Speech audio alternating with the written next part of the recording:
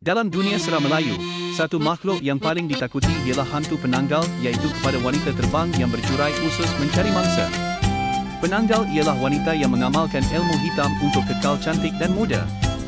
Tetapi sebagai balasan dia harus menjadi makhluk yang meminum darah manusia. Pada waktu malam dia akan merendam tubuhnya dalam air herba lalu kepalanya terpisah dan terbang keluar mencari darah terutamanya wanita bersalin. Wanita mengandung dan bayi baru lahir ialah sasaran utama. Penanggal akan menghisap darah atau mencederakan mereka ketika sedang lemah. Untuk menghalang penanggal masuk ke rumah, orang kampung akan gantung bawang putih duri pandan atau mengelilingi rumah dengan ranting berduri.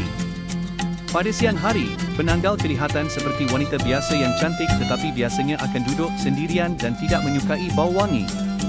Antara tanda penanggal hampir adalah bau busuk hanyir, bunyi angin pelik di atap dan lampu tiba-tiba berkelip di tengah malam.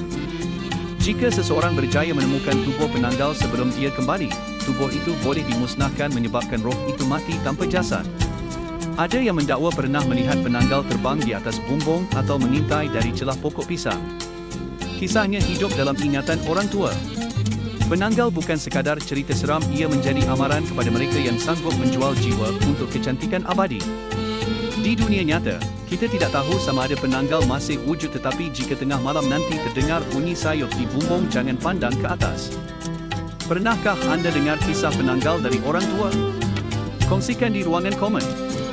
Jangan lupa langgan untuk lebih kisah seram Melayu.